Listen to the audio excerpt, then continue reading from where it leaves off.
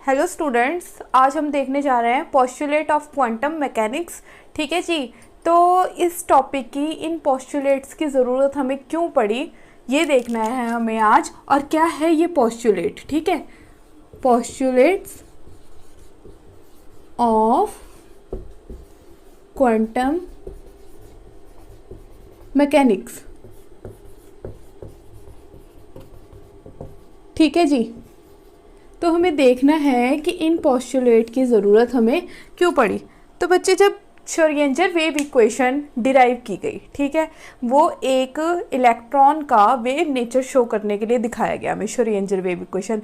But वो equation इतनी complex थी कि उसमें से सब चीज़ें क्लियर नहीं हुई। ठीक है, तो वहाँ पे हमने कुछ ऑपरेटर यूज़ किए। अब वो ऑपरेटर क्यों यूज़ किए, मतलब क्या उन ऑपरेटर्स का मीनिंग है, तो इन सब को डिराइव करने के लिए हमें क्वांटम मैकेनिक्स के कुछ पोस्टुलेट मिले। तो वो पोस्टुलेट हम स्टडी करके आगे भी किसी भी वेव पे, किसी भी इलेक्ट्रॉन्स पे उनको अप्लाई करके और क्वांटम के अकॉर्डिंग हम किसी मूविंग ऑब्जेक्ट का पोजीशन, टाइम और ये सब चीज़ें फाइंड कर सकते हैं। ठीक है जी। तो देखो, फर्स्ट पोस्टुलेट क्या था। तो फर्स्ट पोस्टुलेट देखिए क्या था। State of a system is defined in term of wave function psi। इन्होंने कहा था कि अगर हमें किसी भी सिस्टम का, किसी भी ऑब्जेक्ट की स्टेट फाइंड करना है, ठीक है, कि वो कहाँ पे है, उसको फाइंड करने के लिए हमें क्या यूज़ करना पड़ेगा, वेव फंक्शन साई को यूज़ करना पड़ेगा। ठीक है जी। तो इससे क्या मतलब, स्टेट ऑफ फंक्शन हम बोल सकते हैं स्टेट ऑफ अ सिस्टम, और n number of degree of freedom. Degree of freedom, degree of freedom अगर हमें फाइंड करना है, डिग्री ऑफ फ्रीडम, या हमें ये देखना है कि वो कितना इंडिपेंडेंटली मूव कर रहा है।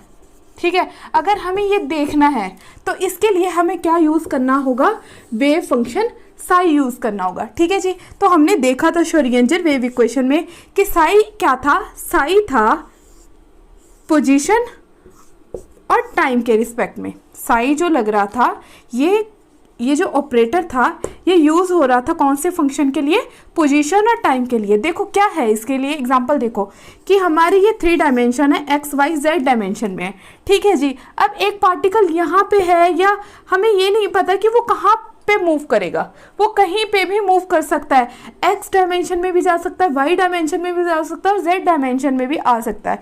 तो हम क्या बोल सकते हैं कि साई, साई किस चीज़ के लिए बताएगा, हमें पोजीशन का बताएगा। साई क्या बताएगा, हमें इस पार्टिकल की पोजीशन का बता सकता है कि वो एक्स में है, वाई में है, जेड में है, और क्या एक्स डायमेंशन में है, पर किस टाइम पे वो एक्स डायमेंशन पे था, किस टाइम पे वो वाई डायमेंशन पे था, और किस टाइम पे वो जेड डायमेंशन की तरफ था, ये बताएगा। साथ में टाइम भी बताएगा। ठीक है। इसके लिए अगर आपको एक एग्जांपल देखनी है तो हम ये एग्जांपल देख सकते हैं, क्या कि देखो, ये आपका कोई वुडन फ्रेम है, हम बोल सकते हैं कुछ वुडन का कोई भी डोर या कुछ भी था। ठीक है, वुडन का डोर लगा लेते हैं हम। तो यहाँ पे हमने एक स्प्रिंग लगाया था। ठीक है जी, स्प्रिंग लगाया। अब ये स्प्रिंग के आगे मैंने यहाँ पे ना एक बॉल लगा दी। ठीक है, तो मैं इस स्प्रिंग को खींच रही हूँ और ऐसे ही छोड़ रही हूँ।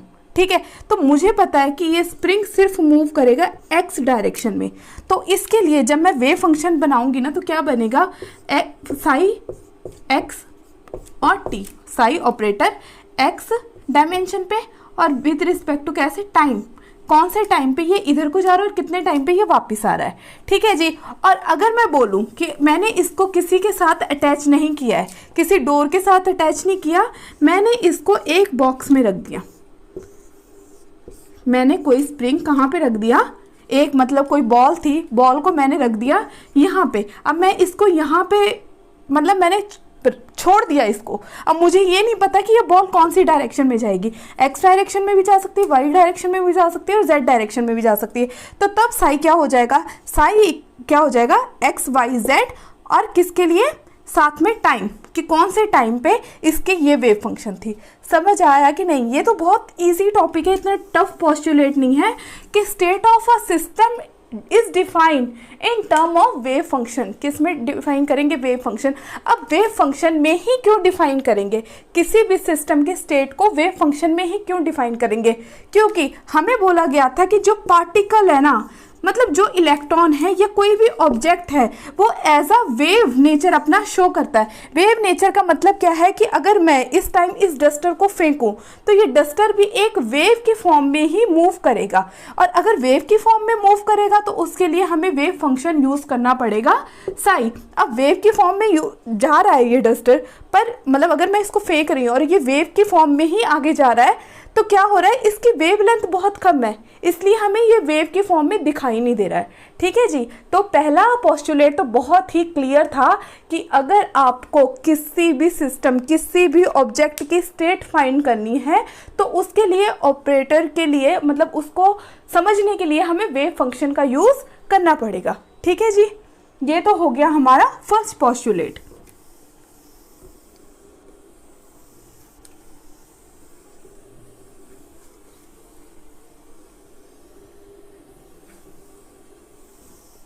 अब देखिए हमारा सेकंड पोस्टुलेट क्या था।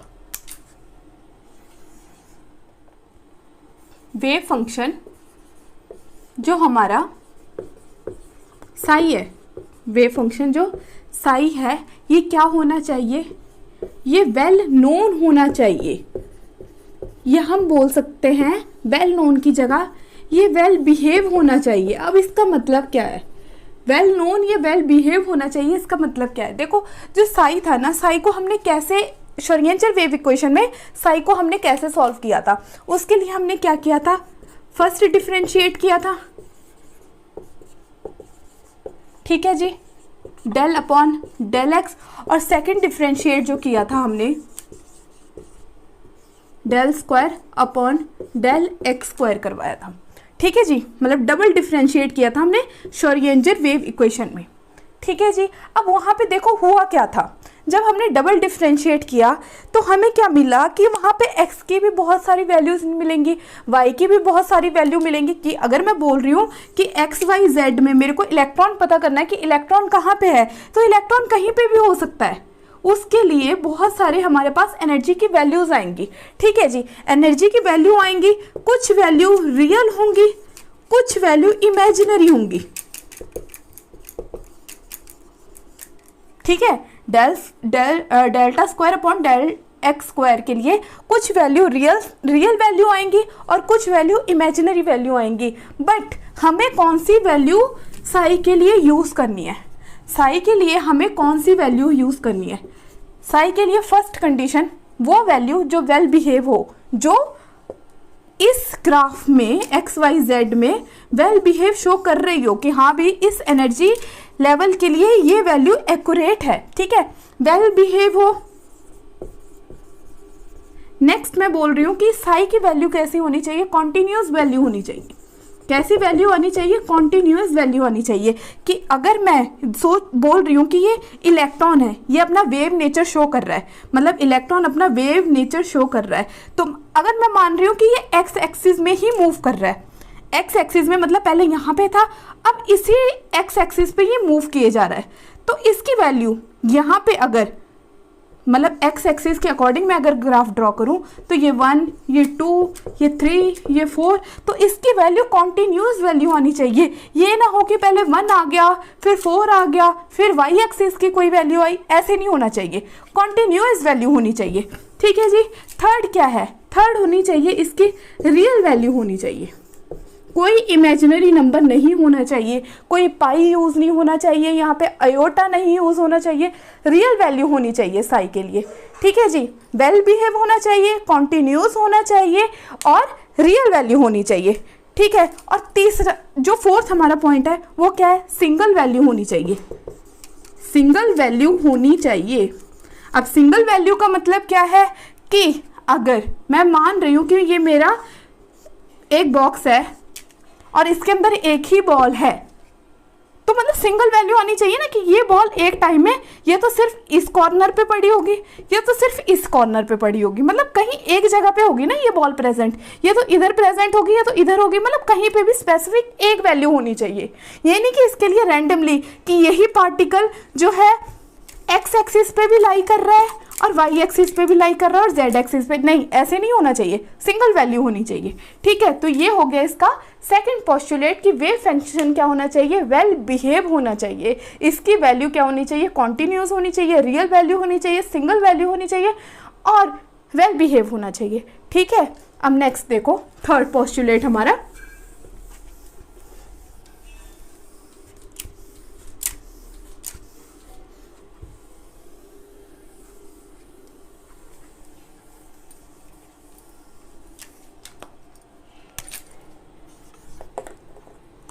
Third postulate physical observable quantities और मेजरेबल। अगर फिजिकल क्वांटिटी होगी, कोई फिजिकल बॉडी होगी तो वो मेजरेबल तो होगी। ठीक है ना, कि अगर मेरे पास एक बुक है तो हाँ हम बोल सकते हैं कि इस बुक का वेट इतना है, लेंथ इतनी है, विड्थ इतनी है। ठीक है, physical observable quantities are measurable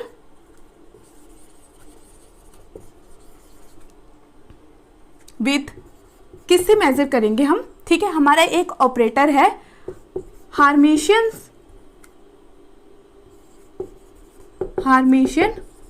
operator, इससे हम इसको मेजर करेंगे। कोई भी फिजिकल क्वांटिटी होगी हमारी तो उसको मेजर करने के लिए हमें यूज करना पड़ेगा हार्मिशियन ऑपरेटर। अब हार्मिशियन ऑपरेटर है क्या, ठीक है, सिंपली देखो, हार्मिशियन ऑपरेटर वो है जहां पे अल्फा, मतलब मैं डिनोट कर रही हूँ इसको अल्फा कैप से, ऑपरेटर है तो कैप से डिनोट करना पड़ेगा, अल्फा कैप स्टार।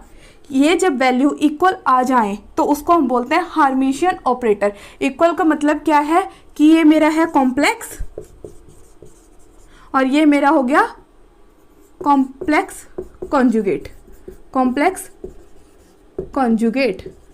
ठीक है जी, जब इनकी वैल्यू जहां पे इक्वल आए, इस ऑपरेटर की, कॉम्प्लेक्स की और कॉम्प्लेक्स कॉन्जुगेट की वैल्यू जहां पे इक्वल आ जाए उसको मैं हार्मिशियन ऑपरेटर बोल दूंगी।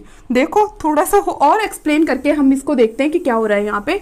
देखो मैं यहाँ पे वैल्यू लिख रही हूँ साई, ठीक है, स्टार ले रही हूँ, इसको ले रही हूँ मैं आई।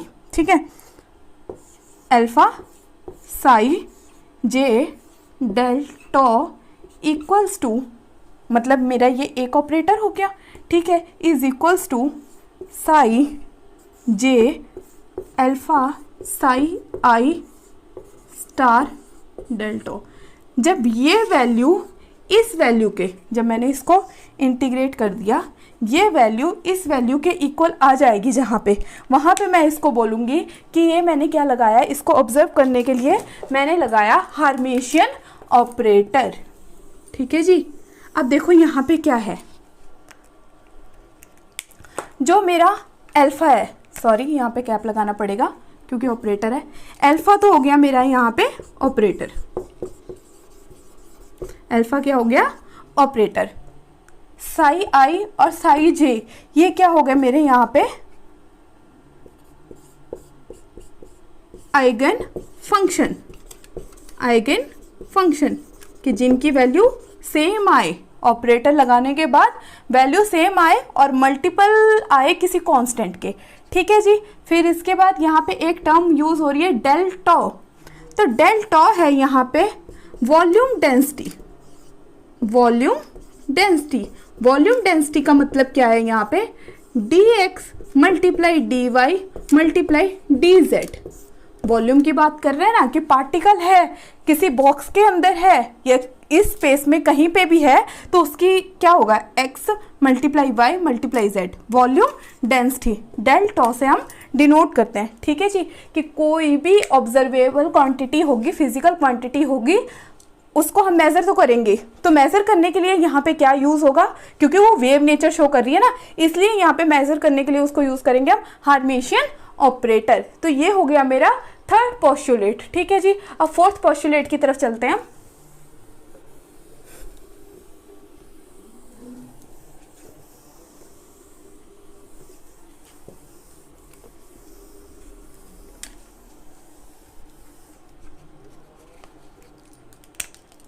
जो मेरा फोर्थ पोस्टुलेट है, the allowed value of observable quantity is eigen value. तो जो हमारा फोर्थ पोस्टुलेट है वो क्या बोल रहा है, वो कह रहा है कि जो भी हमारी वैल्यू हमने ऑब्जर्व की वो हमेशा जो हमारे पास आंसर आएगा ना वो आइगन वैल्यू होनी चाहिए आंसर में। ठीक है जी, देखते हैं कैसे। जैसे हमने श्रोडिंगर वेव इक्वेशन में देखा था, हैमिल्टोनियन ऑपरेटर लगाया था, H cap psi equals to E psi. ठीक है, तो जो यहाँ पे हमने वैल्यू निकाली ऑब्जर्व करके, एनर्जी निकाली ना, तो ये क्या था मेरा यहाँ पे आइगन वैल्यू आई। ये जो एनर्जी आई ना यहाँ पे, मैंने आपको ऑपरेटर में सिखाया था कि आइगन वैल्यू और आइगन फंक्शन कैसा था, मेरी ऑपरेटर वाली वीडियोस में आप जाके देख सकते हो। ठीक है, तो ये जो एनर्जी है ना, ये क्या आई मेरी यहाँ पे आइगन वैल्यू आई। और ये क्या है यहाँ पे, ये जो फंक्शन है ये था मेरा आइगन फंक्शन। तो जो आइगन वैल्यू है ना, ये क्या होती है, ये रियल वैल्यू होगी, क्योंकि जब हम साई के लिए रिजल्ट देखेंगे ना तो बहुत सारे आंसर आएंगे हमारे पास, रियल भी आएंगे, इमेजिनरी भी आएंगे, पर हमें कौन सा आंसर लेना है, आइगन वैल्यू वाला आंसर देखना है कि जो ये आइगन फंक्शन है ना, इस आइगन फंक्शन, ये जो कांस्टेंट होगा, इसके कितने मल्टीपल में ये वैल्यू आ रही है। यही वैल्यू तो इसकी यही जो वैल्यू है ना, ये बताएगी कि इस फंक्शन के कितने मल्टीपल में आ रही है। ठीक है, तो ये रियल वैल्यू होगी, इस रियल वैल्यू को ही हमने लेना है, हमेशा आइगन वैल्यू को ही लेना है। ये था इसका फोर्थ पोस्टुलेट क्वांटम मैकेनिक्स का। क्वांटम मैकेनिक्स के पोस्टुलेट से हमें क्या है कि वैल्यूज फाइंड करना, पोजीशन, मतलब जो ऑब्जर्वेबल क्वांटिटीज होती हैं, जैसे कि पोजीशन हो गया, मोमेंटम हो गया, ये हम इजीली फाइंड कर सकते हैं। मोमेंटम हो गया तो ये हम फाइंड कर सकते हैं इससे। ठीक है जी, टाइम हो गया,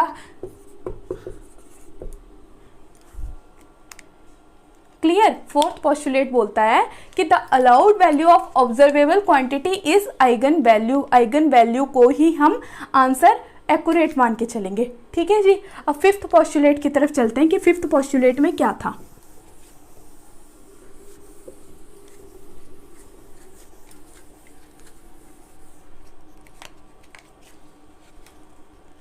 देखो हमारा फिफ्थ पोस्टुलेट था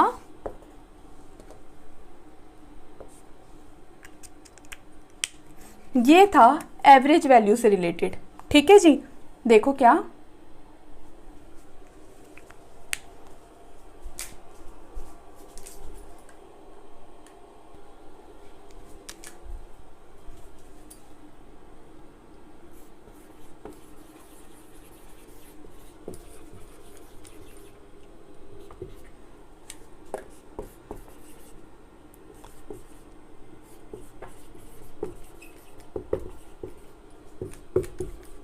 the expectational or average value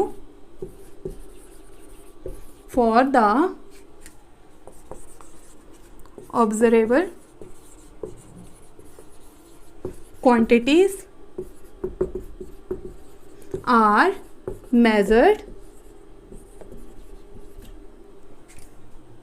by following equation। इन्होंने क्या कहा था फिफ्थ पोस्टुलेट में, इन्होंने ये कहा कि जो एवरेज वैल्यू, देखो जब हम कोई राशन या कुछ भी मतलब सामान लेने जाते हैं मार्केट में, तो हम एक एवरेज अमाउंट अपने साथ लेके चलते हैं कि हाँ भाई हमारा इतने का ये सामान आएगा। ठीक है, ऐसे जब हम इक्वेशंस का रिजल्ट निकाल रहे होते हैं तो वहाँ पे भी हमें एवरेज वैल्यू का देखना होता है कि एवरेज वैल्यू कितनी है। तो ये बोल रहे हैं कि एवरेज वैल्यू निकालने के लिए हम क्या यूज़ कर रहे हैं। ठीक है, इन्होंने सिखाया कि कैसे निकालनी है एवरेज वैल्यू, उसके लिए फॉर्मूला दिया है। देखो इसके लिए इन्होंने बोला ये है एवरेज वैल्यू को डिनोट करने के लिए साइन, ठीक है जी, एवरेज वैल्यू। अब कैसे इन्होंने बोला साई स्टार, ठीक है, फिर यहाँ पे लगाया मैंने अल्फा लगा लो या ए कैप लगा लो ऑपरेटर, ठीक है, और डेल टो अपॉन, ठीक है, साई स्टार डेल टो। इस फॉर्मूले से कह रहे हैं कि आप एवरेज वैल्यू फाइंड कर सकते हो इक्वेशन के लिए, ठीक है जी। तो ये एवरेज वैल्यू निकालनी है हमने, और अगर यहीं पे एनर्जी होता, यहीं पे एवरेज एनर्जी के लिए निकालती मैं, तो इसको ई कर देती, यहाँ पे ई कर देती, और यहाँ पे मैं क्या कर देती, एच कैप कर देती, ठीक है जी। तो एनर्जी के लिए तो फिलहाल मैं नहीं निकाल रही हूँ, तो इसलिए इसको ए कैप ही रहने दूंगी अभी, ठीक है। आप जस्ट समझो कि क्या बता रही हूँ यहाँ पे। अब देखो क्या हुआ यहाँ पे, ये टर्म अभी देखने में टफ लग रही है, थोड़ा इजी कर देते हैं कैसे एवरेज वैल्यू। देखो ये जो वैल्यू है ना, इसको हम क्या बोलते हैं, नॉर्मलाइज्ड वैल्यू। क्या बोलते हैं इसको, नॉर्मलाइज्ड वैल्यू। अब नॉर्मलाइज्ड वैल्यू होती क्या है, देखो बच्चे, मैंने जैसे आपको बताया था कि ये मेरा एक बॉक्स है, ठीक है, इस बॉक्स के अंदर एक बॉल है, एक बॉल है इस बॉक्स के अंदर, एक बॉल है। इट मीन्स कि अगर मैं इसकी प्रोबेबिलिटी फाइंड करने की कोशिश करूं, तो प्रोबेबिलिटी क्या है, इस बॉक्स के अंदर कितनी बॉल होने की प्रोबेबिलिटी है, 1, ठीक है। तो ये जो इसकी प्रोबेबिलिटी है ना, तो इस प्रोबेबिलिटी को ही मैं क्या डिनोट कर रही हूँ, psi star del tau equals to 1। किसके आएगा ये, इक्वल्स टू 1। देखो मैं साफ करके आपको दिखा देती हूँ यहाँ पे कि नॉर्मलाइज्ड वैल्यू क्या होती है मेरी, psi star del tau equals to 1। ये हमेशा किसके आएगी, इक्वल्स टू 1। तो एवरेज वैल्यू क्या आ गई, एवरेज वैल्यू मेरी क्या आ गई, साई स्टार ऑपरेटर डेल टो अपॉन में 1 हो गया। तो ये मेरी एवरेज वैल्यू के लिए आंसर आ गया, ठीक है जी। कि जब एवरेज वैल्यू निकालनी है तो आपको ये वाली इक्वेशन यूज करनी पड़ेगी। एवरेज वैल्यू निकालने के लिए ये इक्वेशन यूज करोगे तो हमें आंसर मिल जाएगा, ठीक है जी। ये तो हो गया हमारा 5th पोस्टुलेट। तो इसके साथ ही हमने पोस्टुलेट तो कवर कर लिया है, एक 6 और देख लेते हैं, ठीक है। 5 पोस्टुलेट हमने कवर कर लिए हैं। एक थोड़ा सा और इम्पॉर्टेंट टॉपिक है, वो देख लेते हैं हम क्या है इसमें, इसी के साथ कवर कर लेते हैं वो, क्योंकि वो हमारा हार्मिशियन ऑपरेटर में यूज होता है। देखो क्या है,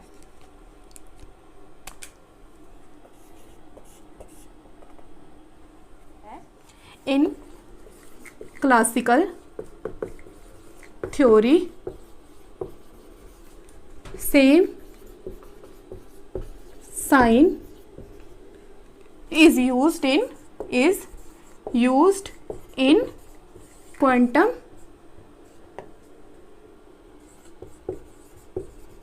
mechanics, but as a operator function, ठीक है जी। क्लासिकल थ्योरी में जो हम साइन यूज कर रहे थे, ठीक है, वो ही हमारे क्वांटम मैकेनिक्स में यूज होंगे साइन, बट कैसे यूज होंगे, एज अ ऑपरेटर फंक्शन। जैसे कि पोजीशन के लिए हम क्या यूज करते थे, देखो मैं एग्जांपल बता रही हूँ आपको। पोजीशन के लिए मैं एक्स क्लासिकल थ्योरी में यूज करती थी, तो क्वांटम मैकेनिक्स में मैं इसको एक्स कैप यूज करूँगी, ठीक है। थोड़ा देखो इसको, मैं ये डेफिनेशन रब कर रही हूँ, आपको कुछ एग्जाम्पल बता देती हूँ इसकी। देखो क्वांटिटी कौन सी मेजरेबल क्वांटिटी है, क्लासिकल थ्योरी में मैं क्या लेके चलती थी उसको, क्लासिकल थ्योरी में हम उसको क्या पढ़ते थे, ठीक है जी। क्वांटम मैकेनिक्स में हम उसको क्या पढ़ रहे हैं और उसकी वैल्यू क्या यूज हो रही है, ठीक है। क्वांटिटी थी पोजीशन, तो पोजीशन कैसे यूज हो रहा है, क्लासिकल थ्योरी में एक्स यूज होता था, ठीक है जी। तो क्वांटम मैकेनिक्स में वो यूज होगा एक्स कैप, ठीक है, वैल्यू क्या होगी, जो एक्स की वैल्यू होगी मल्टीप्लाई कर देनी है वो। सेम वाई डायमेंशन के लिए, सेम जेड डायमेंशन के लिए, वाई कैप जेड कैप, ठीक है, मल्टीप्लाई कर देना है। नेक्स्ट जो मैं देखने जा रही हूँ वो क्या है मेरा, लीनियर मोमेंटम। ठीक है जी, तो लीनियर मोमेंटम को मैं क्लासिकल थ्योरी में डिनोट करती थी पी एक्स के साथ। ठीक है, तो क्वांटम मैकेनिक्स में हम इसको डिनोट करेंगे पी एक्स कैप के साथ। तो इसकी एक स्पेसिफिक वैल्यू है, वो वैल्यू क्या है देखो आप, h/2 pi delta delta x, ये हो गया हमारा एंगुलर मोमेंटम में। और अगर यही linear momentum, sorry linear momentum के लिए, और यही लीनियर मोमेंटम अगर वाई एक्सिस के लिए होगा तो वाई यहाँ पे भी वाई, यहाँ पे भी वाई, और यहाँ पे वाई कैप कर देना हमने। ठीक है जी, नेक्स्ट देखिए एंगुलर मोमेंटम। एंगुलर मोमेंटम हमें यूज़ करना है क्योंकि हमारा जो इलेक्ट्रॉन है ऑर्बिट में ही मूव रोटेट कर रहा है, तो वहाँ पे हमें एंगुलर मोमेंटम की ज़रूरत पड़ेगी। तो देखो एंगुलर मोमेंटम क्या है हमारा, एल से डिनोट करते थे, एल कैप हो गया। ठीक है, इसका डायमेंशन नहीं होगा एक्स वाई जेड क्योंकि एंगुलर मोमेंटम है, तो इसकी वैल्यू क्या होगी, h/2 pi r square delta upon delta r. ठीक है जी, आगे एज इट इज़ हम ले सकते हैं काइनेटिक एनर्जी के लिए। काइनेटिक एनर्जी डिनोट करते थे हम टी के साथ, तो यहाँ पे क्या लगेगी इसके लिए, टी कैप लगेगा ऑपरेटर, एच स्क्वायर नेगेटिव में 8 pi M delta upon delta X. ठीक है, अगर एक्स एक्सिस के लिए लेंगे तो हम यहाँ पे एक्स लेंगे, अगर डबल डिफ्रेंशिएट होगा। ठीक है, अगर वाई के लिए होगा तो यहाँ पे वाई आ जाएगा और जेड के लिए जेड आ जाएगा। ठीक है जी, नेक्स्ट हम देखने जा रहे हैं पोटेंशियल एनर्जी के लिए। पोटेंशियल एनर्जी को हम वी से डिनोट करते थे, इसके लिए ऑपरेटर यूज़ होगा वी कैप, और इसके लिए वैल्यू होगी मल्टीप्लाई कर देनी है, जो भी वी की वैल्यू आ रही होगी उसको मल्टीप्लाई कर देनी है इक्वेशन के साथ। ठीक है जी, और टोटल एनर्जी एक और देख लेते हैं, मैं इसको रब कर देती हूँ, यहाँ पे देख लेते हैं हम टोटल एनर्जी को।